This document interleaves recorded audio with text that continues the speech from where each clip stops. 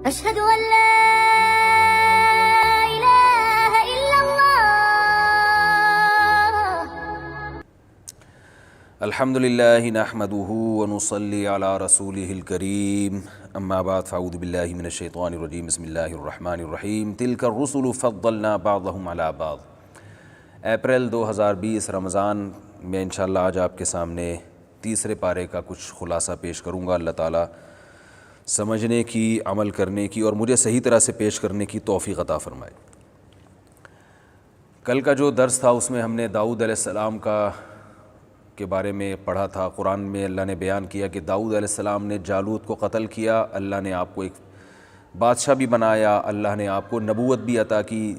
تو اس پارے کی ابتدا میں اللہ فرماتے ہیں یہ پیغمبر ہیں جن میں ہم نے بعض کو بعض پر فضیلت دی ہے، جیسے داؤد علیہ السلام کو اللہ نے فضیلت دی۔ منہم من کلم اللہ، فرمایا ان پیغمبروں میں بعض ایسے ہیں جن سے اللہ ہم کلام ہوا، جیسے موسیٰ علیہ السلام۔ ورفع بعضهم درجات، اور بعض کے درجات تو اللہ نے بہت ہی بلند کر دیے۔ پوری امت کا اجماع ہے کہ اس سے مراد رسول اللہ صلی اللہ علیہ وسلم ہے، اور بلاغت کا یہ نقطہ ہے کہ نام لیے بغیر ذکر کرنا کہ بعض تو ایسے ہیں کہ جن کو ہم نے بہت اونچا مقام دے دیا، تو یہ فضیلت کو بیان کرنے کے لیے ہوتا ہے کہ سب کو پتہ ہی ہے کہ وہ کون ہے۔ تو اللہ نے بتایا کہ بعض پیغمبروں کو ہم نے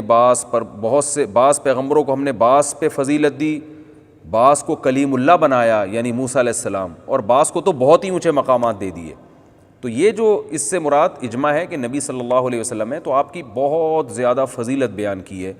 تو یہ بھی آج ایک مسلمانوں میں فرقہ ہے منکرین حدیث جو یہ کہتے ہیں کہ تمام پیغمبر فضیلت میں برابر ہیں، تو یہ آیت اس کی بھی واضح لفظوں میں نفی کرتی ہے۔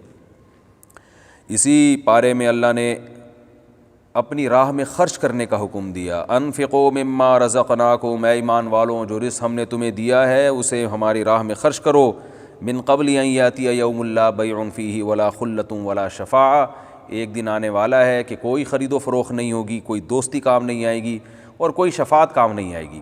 یہاں شفاعت سے مراد ہے زبردستی والی شفاعت، جو مشرکین کا عقیدہ تھا کہ ہم جن بتوں کی عبادت کرتے ہیں وہ زبردستی اللہ کے ہاں بخشوا دیں گے کیونکہ اللہ ان کی رد نہیں کر سکتا، یہ والی شفاعت مراد ہے۔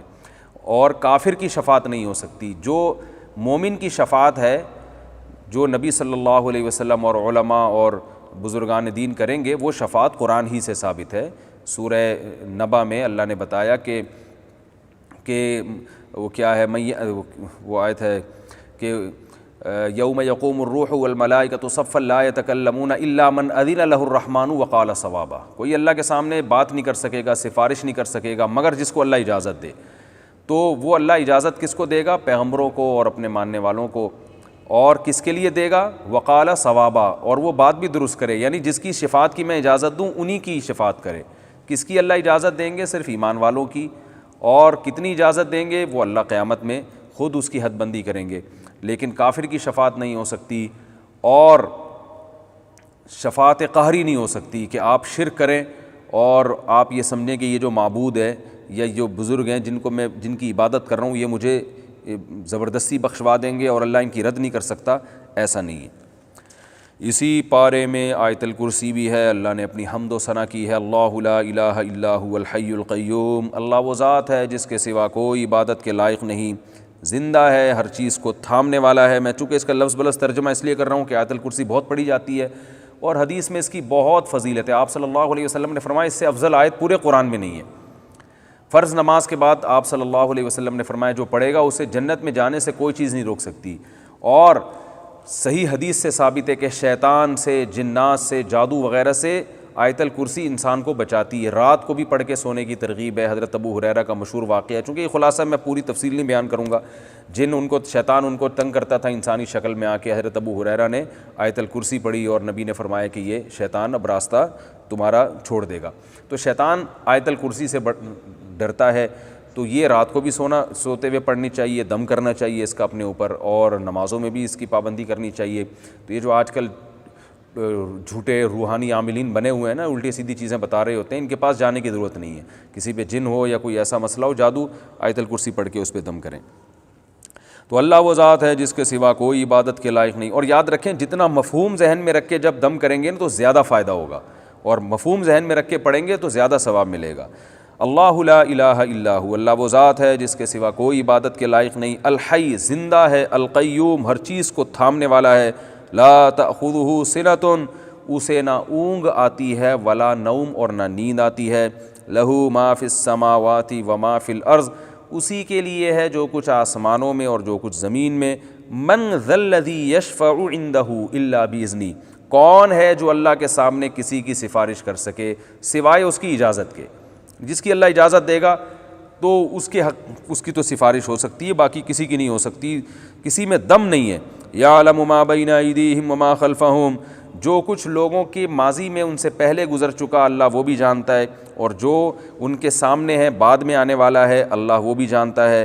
ولا یحیطون بشیء من علمہ الا بما شاء اللہ تو سب کچھ جانتا ہے، لیکن لوگ اللہ کے علم میں سے کسی بھی چیز کا احاطہ نہیں کر سکتے، اللہ کے پاس جو علم ہے اس میں سے کچھ بھی حاصل نہیں ہو سکتا الا بما شاء مگر جتنا اللہ چاہے۔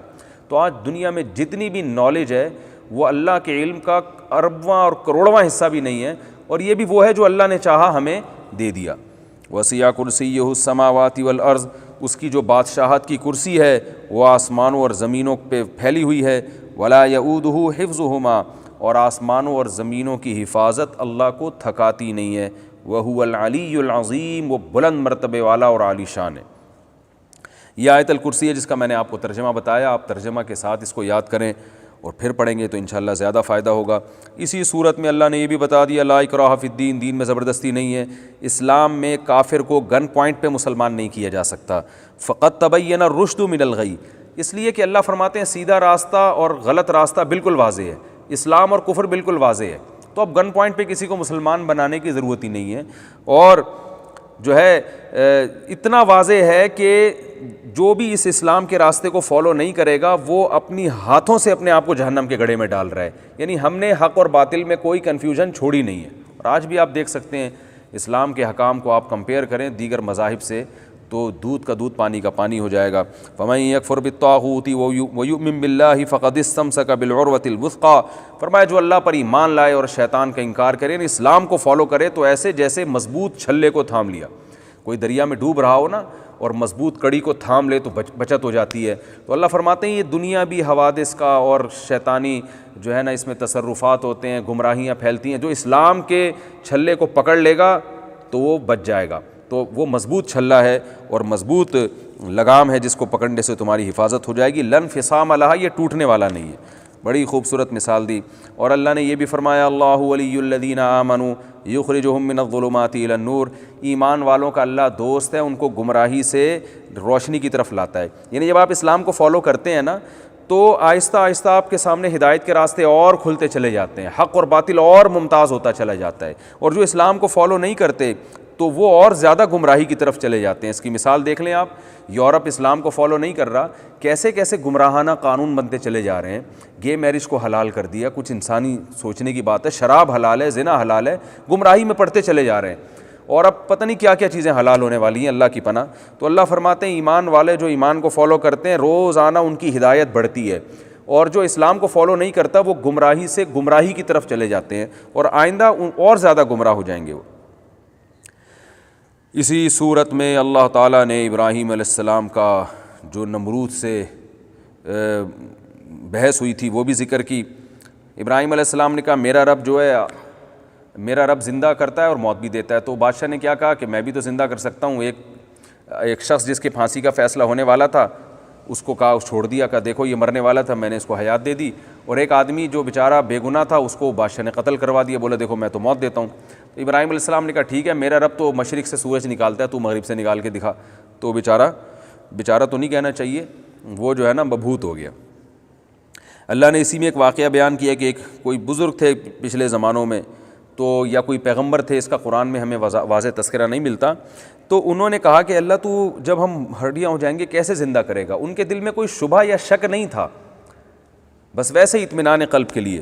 تو قرآن کہتا ہے کہ اللہ نے ان کو موت دے دی، کالذی مر علی قریۃ وہی خاویۃ علی عروشہا، ایک بستی کے پاس سے گزرے جو تباہ ہو چکی تھی، تو انہوں نے کہا اللہ یہ تو مر گئے کھپ گئے، کیسے قیامت میں دوبارہ زندہ ہوں گے؟ اللہ نے انہی کو موت دے دی، اور 100 سال کے بعد اللہ نے ان کو اٹھایا، اور پھر اللہ نے پوچھا بتاؤ تم کتنے دن سوئے ہو، یہ کتنے دن تمہیں پر موت واقع ہوئی ہے؟ انہوں نے کہا 1 دن۔ یا اس سے بھی آدھا۔ اللہ نے کہا کہ تمہیں میں نے 100 سال تک موت دی ہے، 100 سال کے بعد اٹھایا ہے۔ فانظر الی طعامک و شرابک لم یتسنى، اپنا کھانا اور پینا دیکھو ذرا بھی خراب نہیں ہوا، 100 سال تک اللہ نے اس کی بھی حفاظت کی۔ وانظر الی حمارک، اور اپنے گدھے کی طرف دیکھو، گدھا جو ہے نا مر کے ہڈیوں کا ڈھانچہ بن چکا تھا، اللہ نے اسے زندہ کر دیا۔ کہا یہ اپنے گدھے کی طرف دیکھو۔ وَلِنَجْعَلَكَ آیَةً لِلنَّاسِ وَانظُرْ إِلَى الْعِظَامِ كَيْفَ نُنشِزُهَا، دیکھو ان ہڈیوں کو ہم کیسے دوبارہ اکٹھا کرتے ہیں، ثُمَّ نَكْسُوهَا لَحْمًا، ان پہ گوشت کیسے چڑھاتے ہیں۔ ان بزرگ یا جو پیغمبر تھے یا بزرگ تھے، قرآن میں اس کا تذکرہ نہیں ہے، انہوں نے دیکھا تو وہ ساری بوسیدہ ہڈیاں جمع ہوئی ہیں اور پورا گدھا دوبارہ گدھا بن کے کھڑا ہو گیا۔ تو اللہ نے فرمایا جو گدھے کو دوبارہ زندہ کر سکتا ہے وہ انسانوں کو کیوں زندہ نہیں کر سکتا، اس طرح سے میں زندہ کروں گا۔ پھر ابراہیم علیہ السلام کا بھی اللہ نے تذکرہ کیا۔ ابراہیم علیہ السلام نے اللہ سے پوچھا اللہ تو مردوں کو کیسے زندہ کرے گا؟ اللہ نے فرمایا ابراہیم کیا تجھے یقین نہیں ہے؟ قال بلا ولکن لیطمئن قلبی، کیوں نہیں ہے اللہ، مجھے تیرے وعدوں پر یقین ہے، بس میں چاہتا ہوں اور اطمینان ہو جائے۔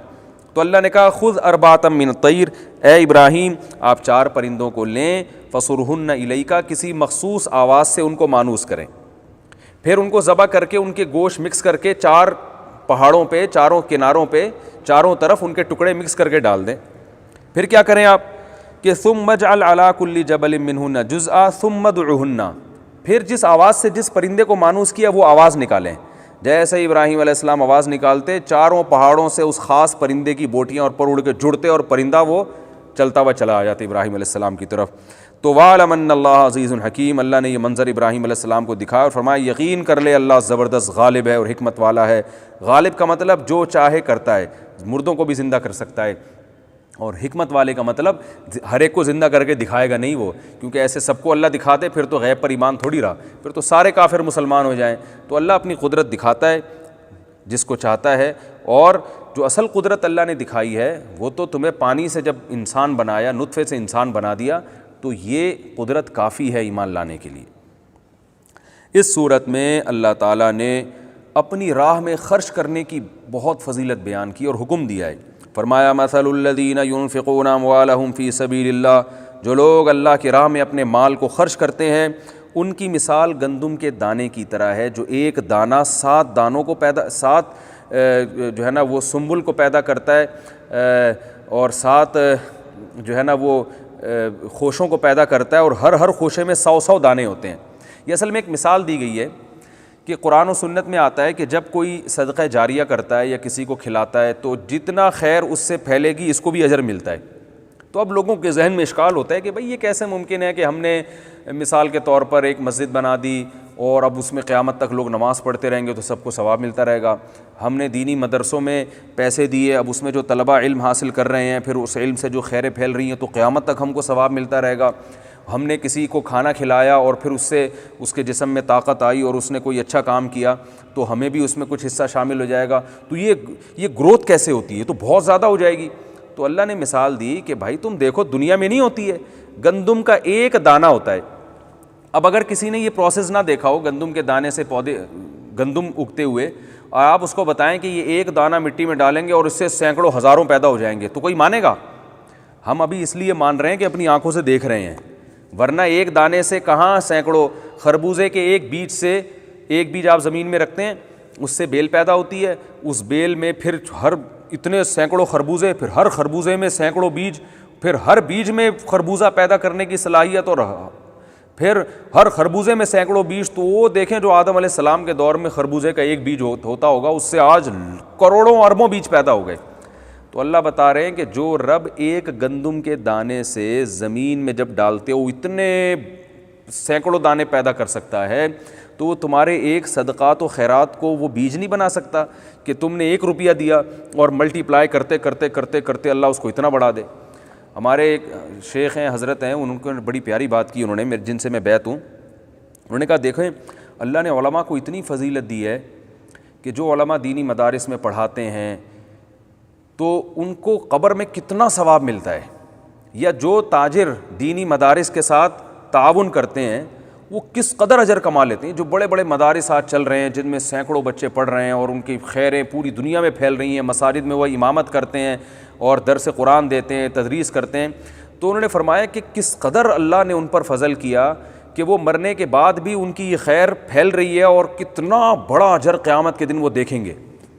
تو واقعی اگر آپ دیکھیں تو یہ قرآن نے بڑی پیاری مثال دی ہے کہ دانہ گندم کا ایک، جب اللہ کہتے ہیں میں تو دنیا میں دکھا رہا ہوں، کسان ایک بیج بوتا ہے اور سینکڑوں بیج نکال لیتا ہے اس سے، تو جو اللہ دنیا میں کسان کی ذرا سی محنت پر اتنا بڑا پھل دیتا ہے تو آخرت تو ہے ہی اجر کے لیے، آخرت تو ہے ہی جزا ہے ہمارے اعمال کا، اس میں اللہ کیسی سخاوت کا مظاہرہ کرے گا اور اللہ کی جود و سخا کا کیسا جو ہے نا دریا بہیں گے اس میں.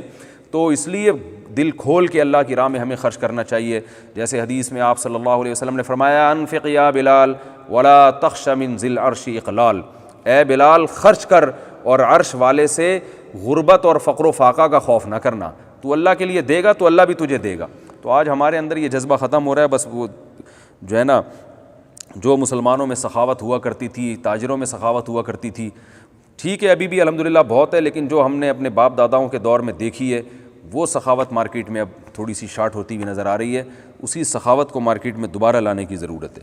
تو اللہ نے پھر ارشاد فرمایا کہ تم نے اللہ کی راہ میں خرچ کرنا ہے، اس کا اجر اللہ ایسے بڑھائے گا. اور لیکن یہ بھی ارشاد فرمایا کہ جو لوگ اے ایمان والو اپنے صدقے کو احسان جتلا کے ضائع نہیں کرنا. جیسے آپ نے کیا کیا، بیج تو زمین میں ڈال دیا، اس سے پودے بھی نکل گئے، سب کچھ ہو گیا، لیکن آپ نے خود ہی پیٹرول چھڑک کے آگ لگا دی اس باغ پہ، کیسی بے وقوفی ہے، پھر تھوڑی وہ ملٹی پلائی ہوگا اور ضرب ہوگا.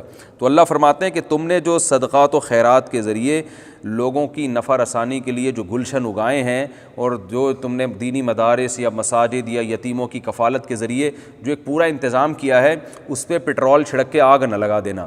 وہ آگ کیسے لگاؤ گے؟ لا تبطلوا صدقاتکم بالمن والاذی، احسان جتلا کے اور تکلیف دے کے.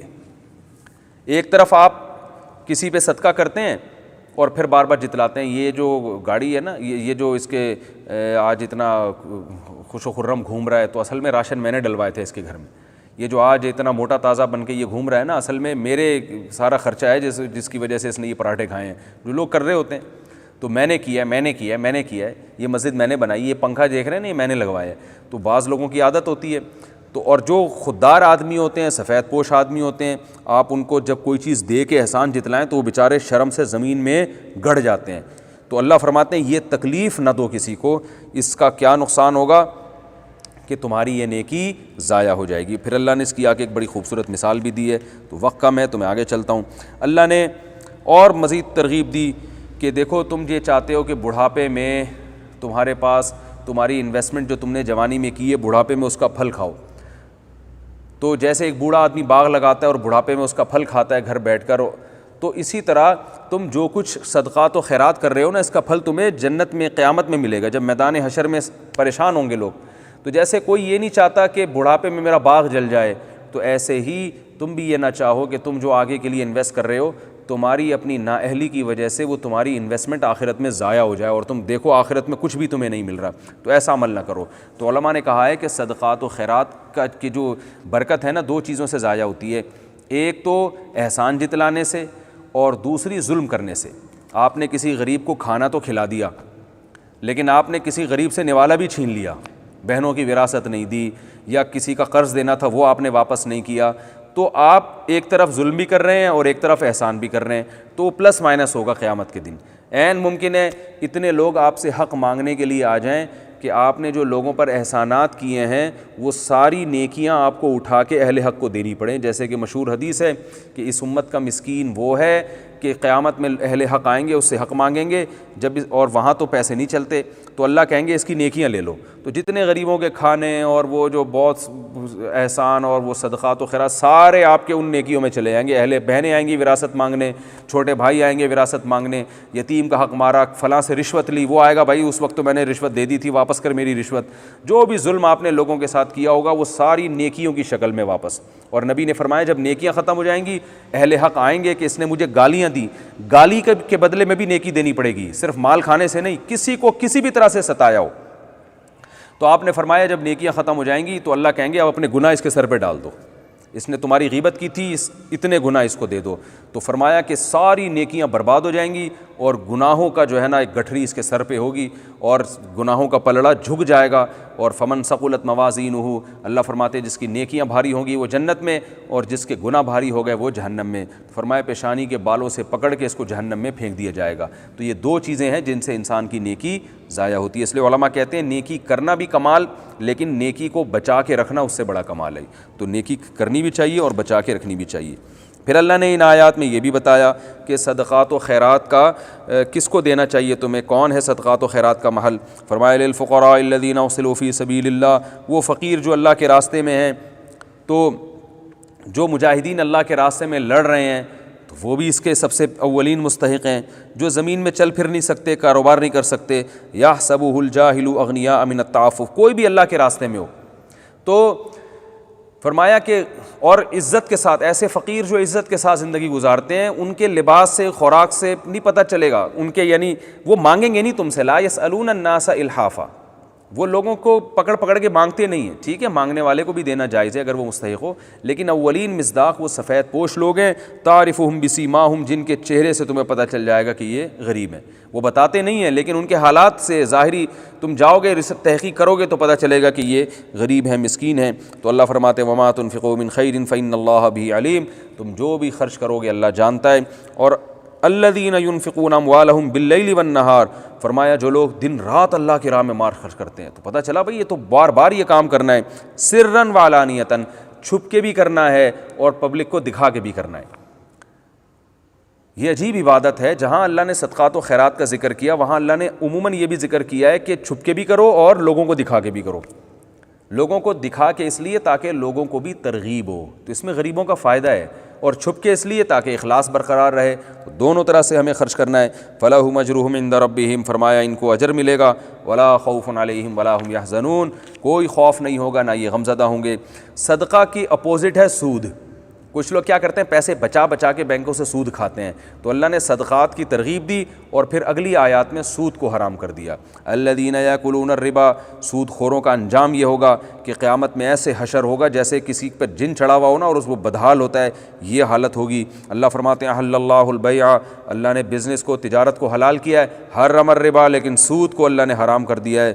جس کے پاس اللہ کی نصیحت پہنچ گئی اور وہ سود کھانے سے رک گیا، فلہ ما سلف، تو جو اصل رقم ہے وہ اس کے لیے حلال ہے. وَأَمْرُهُ إِلَى اللَّهِ وَمَنْ عَادَ فَأُولَٰئِكَ أَصْحَابُ النَّارِ، جو دوبارہ سود کھائے گا تو وہ جہنم والے لوگ ہیں جس میں وہ ہمیشہ رہیں گے. اور اللہ نے خوشخبری دی يَمْحَقُ اللَّهُ الرِّبَا، دیکھو سود تمہیں نظر آتا ہے بڑھتا ہوا اور تمہیں نظر آتا ہے تمہارا پیسہ بڑھ رہا ہے، لیکن اللہ تمہیں بتا رہا ہے کہ سود سے پیسہ گھٹتا ہے، برکت ختم ہوتی ہے. وَيُرْبِ الصَّدَقَاتِ، اور صدقے میں ایسا لگتا ہے کہ پیسے کم ہو رہے ہیں لیکن اللہ فرماتے ہیں کم نہیں ہوتے بلکہ وہ پیسے کیا ہوتے ہیں، بڑھتے ہیں. کیسی عجیب آیت ہے.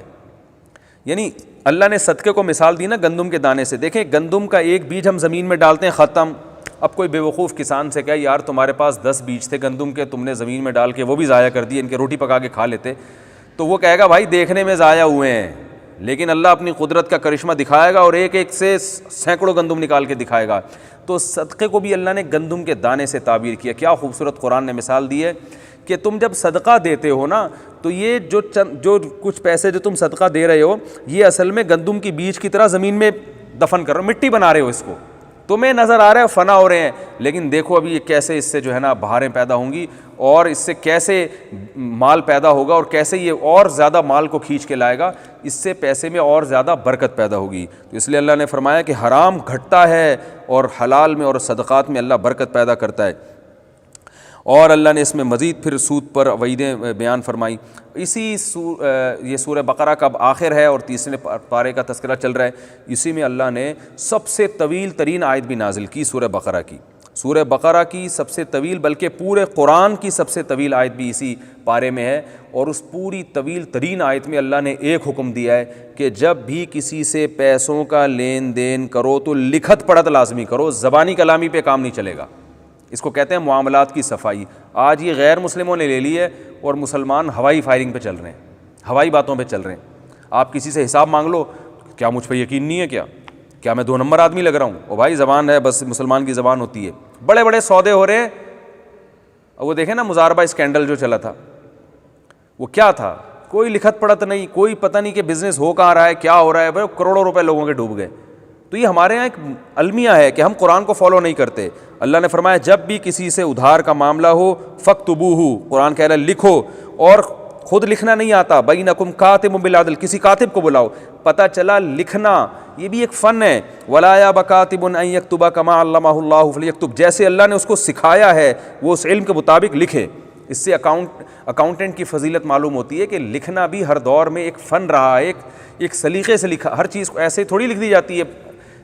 اور آپ کو پتہ ہے کہ اکاؤنٹنگ کے علم کی بنیاد بھی مسلمانوں نے رکھی ہے, اور مسلمان علماء یہی آیتیں فضیلت کے طور پر بیان کیا کرتے تھے اکاؤنٹنٹ کی, کہ ہر چیز کو جو ہے نا حساب کیا جاتا ہے, اس کو لکھا جاتا ہے کہ جو ہے اس میں پروفٹ کتنا ہو رہا ہے, اس میں آپ کا جو ہے نقصان کتنا ہو رہا ہے, کس سے کتنے پیسے لینے ہیں, کس کو کتنے پیسے دینے ہیں. تو اسلام نے اس کی بہت اہمیت کو بیان کیا. صحیح بخاری کی حدیث ہے, آپ صلی اللہ علیہ وسلم فرمائے جس کا کسی سے معاملہ ہو 3 دن کے اندر, حدیث کا مفہوم ہے اس پر لازم ہے کہ اس کو وہ لازمی لکھے. تو اپنے مالی لین دین کو لکھنا یہ شریعت کا حکم ہے. اللہ نے اس آیت میں ہمیں حکم دیا وَلْيُمْلِلِ الَّذِي عَلَيْهِ الْحَقُّ وَلْيَتَّقِ اللَّهَ رَبَّهُ وَلَا يَبْخَسْ مِنْهُ شَيْئًا فَإِنْ كَانَ الَّذِي عَلَيْهِ الْحَقُّ سَفِيهًا أَوْ ضَعِيفًا أَوْ لَا يَسْتَطِيعُ أَنْ يُمِلَّ هُوَ فَلْيُمْلِلْ وَلِيُّهُ بِالْعَدْلِ. خود لکھنا نہیں آتا اس کا ولی لکھے گا, اور کسی ماہر سے لکھوایا جائے گا. اور فرمایا اس پر گواہوں کو بھی بناؤ, 2 گواہ, 2 مرد گواہ ہونے چاہیے, 2 مرد نہ ہو تو 1 مرد اور 2 عورتیں گواہ ہونی چاہیے. اور فرمایا وَلَا تَسْأَمُوا أَن تَكْتُبُوهُ صَغِيرًا أَوْ كَبِيرًا إِلَىٰ أَجَلِهِ, اس میں سستی سے کام نہ لو. تو یہ پتہ چلتا ہے کہ بھئی اسلام میں لکھت پڑھت کی بہت زیادہ اہمیت ہے. اس کے بعد یہ سورت کا آخر ہے جس میں بہت اہم آیت ہے. رسول اللہ صلی اللہ علیہ وسلم نے رات کو تلاوت کرنے کا حکم دیا. للہ ما فی السماوات وما فی الارض وان تبدوا ما فی انفسکم او تخفوہ یحاسبکم بہ اللہ. یہ آیتوں کی بھی بہت فضیلت ہے. اس میں اللہ نے بتایا کہ لا یکلف اللہ نفسا الا وسعہا, اللہ نے جو تمہیں احکام دیے ہیں یہ تمہاری وسعت کے مطابق ہیں, کیونکہ اللہ کسی پر اس کی طاقت سے زیادہ بوجھ نہیں ڈالتا. اس کے بعد سورہ آل عمران ہے. سورہ آل عمران کا شان نزول یہ ہے کہ اہل نجران کے عیسائی آئے تھے نبی صلی اللہ علیہ وسلم سے مناظرہ کرنے کے لیے. ان کے بڑے بڑے پادری تھے. عیسیٰ علیہ السلام کے بارے میں مناظرہ ہوا. آل عمران نازل ہوئی. اللہ نے بتایا کہ عیسیٰ علیہ السلام کی حیثیت کیا ہے, حضرت مریم کیا تھی, حضرت عمران جو حضرت مریم کے والد تھے وہ کیا تھے, پوری تفصیل اللہ نے بیان کی. اور حضرت عیسیٰ علیہ السلام کی حیثیت کو واضح کیا. وہ اللہ کے بندے تھے, اللہ کے بیٹے نہیں تھے. هو الذی یصورکم فی الارحام, تورات بھی اللہ نے نازل کی, انجیل بھی اللہ نے نازل کی, اور انزل التوراۃ والانجیل, یہ سب ہدایت کی کتابیں تھیں. تم نے جو ہے نا, جو تم گمراہی کے قائل ہو, عیسیٰ کو اللہ کا بیٹا کہتے ہو, یہ تورات اور انجیل کی تعلیمات نہیں ہیں. یصورکم فی الارحام کیف یشاء, اللہ ہے جس طرح سے رحم میں چاہتا ہے بچوں کی انسان کی تصویر بناتا ہے. اور اللہ نے ہمیں حکم دیا کہ دعا مانگا کرو, ربنا لا تزغ قلوبنا بعد اذ ہدیتنا. بہت خوبصورت دعا ہے کہ اے اللہ تو ہمیں جب تو نے اسلام کی ہدایت دے دی, اس ہدایت کے بعد ہمارے دلوں کو اب دوبارہ نہ پلٹنا, دوبارہ ہمیں نہ پلٹنا. اور انک انت الوہاب, تو عطا کرنے والا ہے, اپنی عطا سے اپنی رحمت سے ہمیں ایمان پر قائم رکھ. اس دعا کا معمول بنا لینا چاہیے. اللہ تعالیٰ نے اس صورت میں یہ بھی اعلان کیا ان الدین عند اللہ الاسلام, دین اللہ کی نظر میں صرف اور صرف اسلام ہی ہے, اسلام کے علاوہ کوئی اور دین قابل قبول نہیں ہے. یہ بھی اعلان کیا اللہ نے. اور اللہ تعالیٰ نے اس میں یہ بھی حکم دیا کہ مومنین کو چھوڑ کر کافروں کو اپنا رازدار مت بناؤ. پھر اللہ نے یہ بھی بتایا ان اللہ اصطفیٰ آدم ونوحا وآل ابراہیم وآل عمران علی العالمین. آدم علیہ السلام, نوح علیہ السلام, ابراہیم علیہ السلام اور آل عمران کو اللہ نے تمام جہان والوں پر فضیلت دی ہے. پھر اللہ نے حضرت مریم کی پیدائش کا واقعہ بیان کیا. حضرت عمران کی زوجہ نے منت مانی, اے اللہ میرے بچہ پیدا ہوگا مسجد اقصیٰ کی خدمت کے لیے وقف کر دوں گی, لیکن بیٹے کے بجائے بیٹی پیدا ہوتی ہے. انہوں نے کہا یہ تو بیٹی ہے, یہ کیسے خدمت کرے گی. اللہ کو معلوم تھا کہ اس بیٹی کے بطن سے ایک پیغمبر عیسیٰ ابن مریم کو پیدا کروں گا. بہرحال حضرت مریم کی کفالت حضرت مریم کے خالو زکریا علیہ السلام نے کی. حضرت مریم بہت زیادہ عبادت گزار تھیں, پاک دامن تھیں. تو حضرت مریم کو کے ساتھ کرامتیں بھی ہوتی تھیں, بے موسم پھل ملا کرتے تھے. حضرت زکریا کے بڑھاپے میں اولاد نہیں تھی.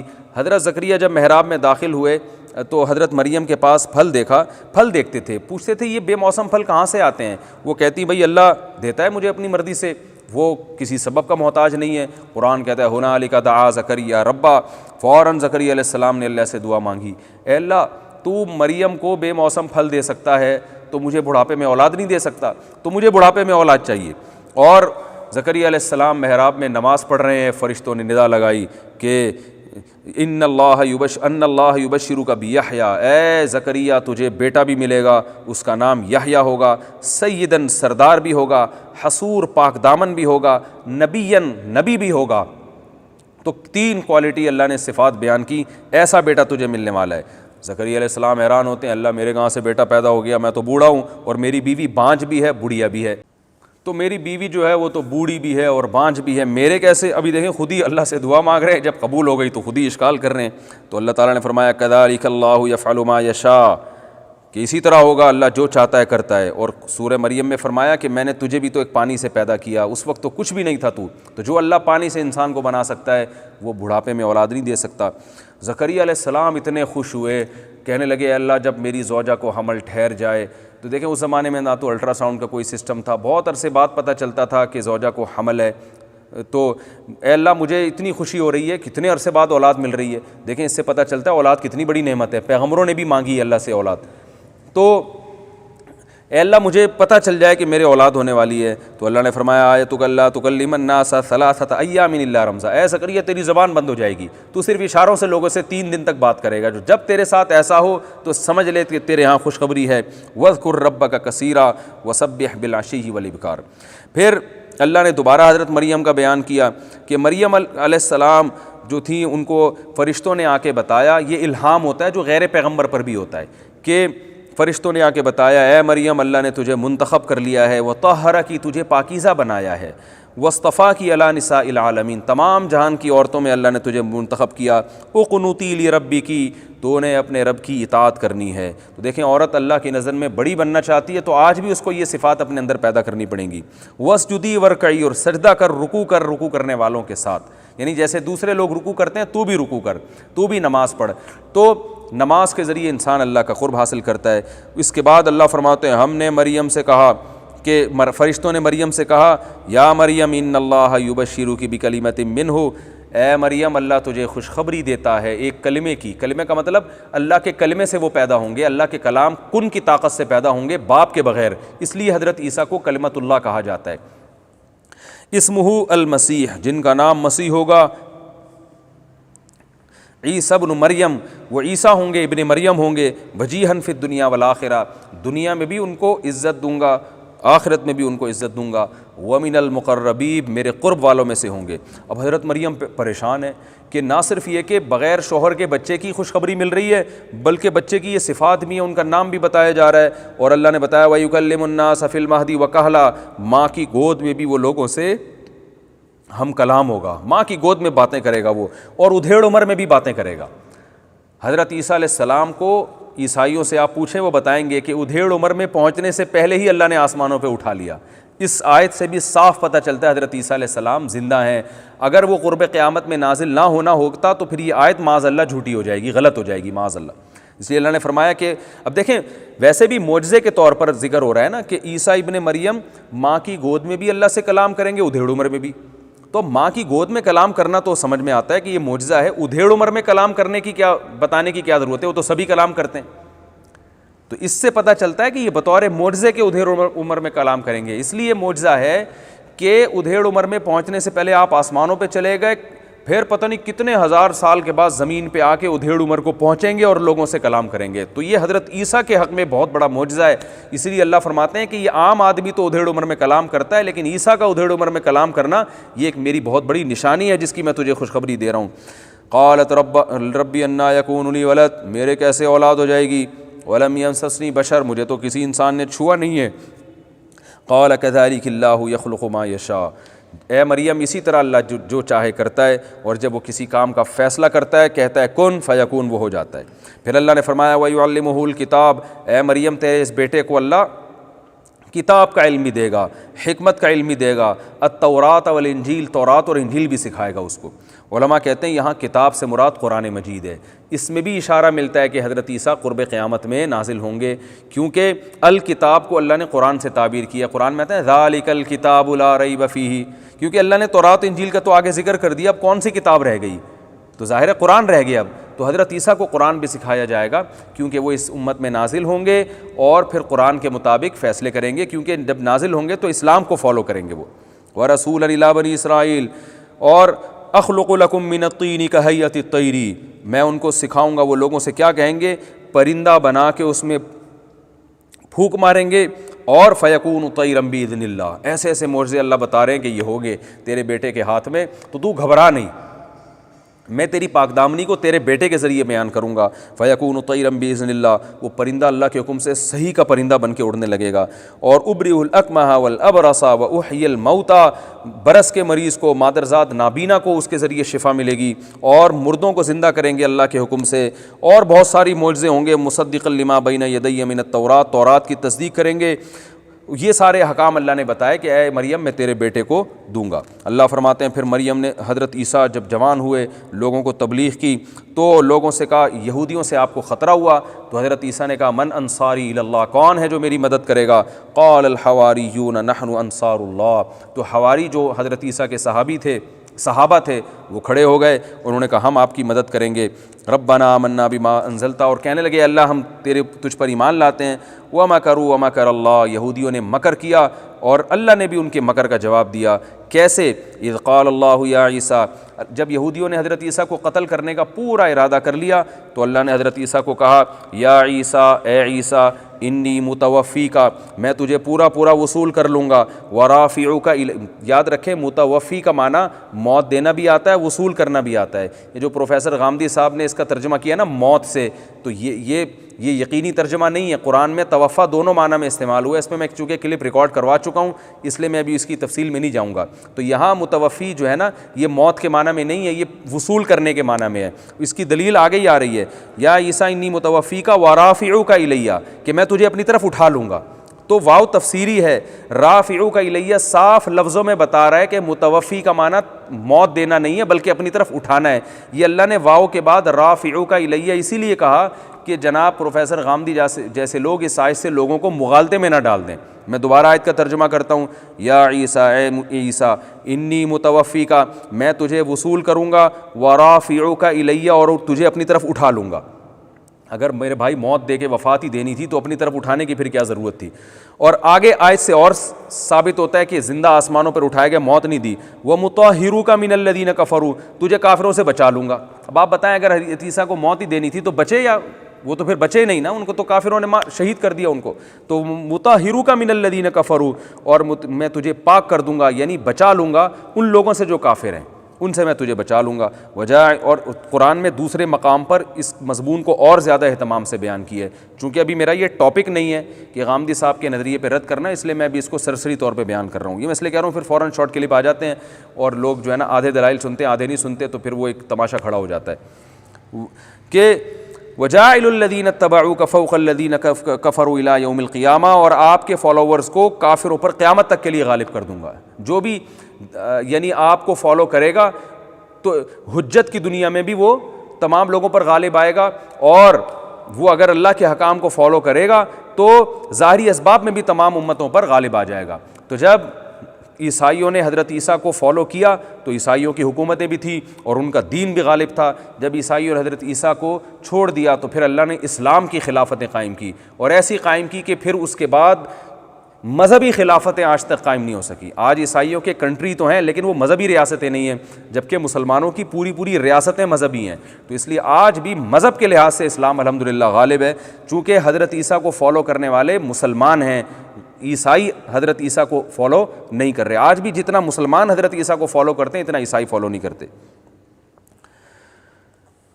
آگے اللہ نے عیسائیوں سے خطاب کیا، ان مثل عیسیٰ عند اللہ کمثل آدم، اے عیسائیوں تم کیسے کہتے ہو کہ عیسیٰ باپ کے بغیر پیدا ہوئے تو اللہ کے بیٹے ہیں؟ فرمایا عیسیٰ کی مثال تو اللہ کی نظر میں آدم کی طرح ہے، خلقہ من تراب، آدم کو مٹی سے پیدا کیا۔ آدم کے تو نہ باپ نہ ماں، جب آدم کی تو نہ ماں تھی نہ باپ تھی، ان کو جب اللہ کا بیٹا نہیں کہتے تو جن کی ماں تو تھی نا کم از کم، یعنی عیسیٰ کا بغیر باپ کے پیدا ہونا اتنا عجیب نہیں ہے جتنا آدم کا بغیر باپ اور ماں کے پیدا ہونا ہے۔ تو جیسے بغیر باپ اور ماں کے اللہ پیدا کر سکتا ہے تو بغیر باپ کے کیوں پیدا نہیں کر سکتا؟ تو جب آدم کو اللہ کا بیٹا نہیں کہتے تو عیسیٰ کو اللہ کا بیٹا کیوں کہتے ہو؟ اسی صورت کے آخر میں اللہ نے عیسائیوں کو ایک نرم انداز میں تبلیغ کی ہے اور یہود و نصارہ کو، یا اہل الکتاب تعالوا الی کلمۃ سواء بیننا وبینکم، اہل کتاب آؤ ایک ایسی بات کی طرف جو ہمارے درمیان مشترک ہے۔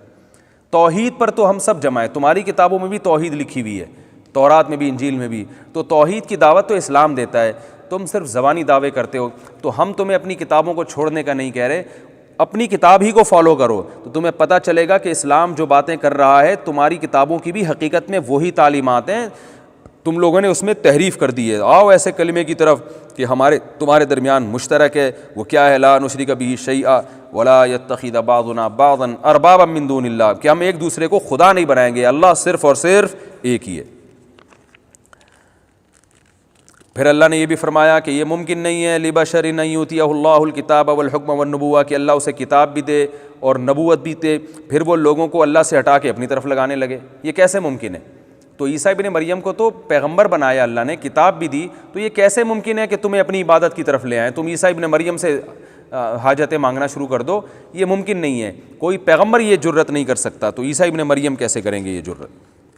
اور پھر اللہ نے اس پارے کے اختتام میں دوبارہ اسی مضمون کا تکرار کیا، عیسائی اور یہودیوں سے کہا وَمَن يَبْتَغِ غَيْرَ الْإِسْلَامِ دِينًا، جو اسلام کے علاوہ کسی اور مذہب کو دین بنائے گا، فَلَن يُقْبَلَ مِنْهُ، ہرگز قبول نہیں کروں گا میں، وَهُوَ فِي الْآخِرَةِ مِنَ الْخَاسِرِينَ، اور آخرت میں وہ خسارے والوں میں سے ہوگا۔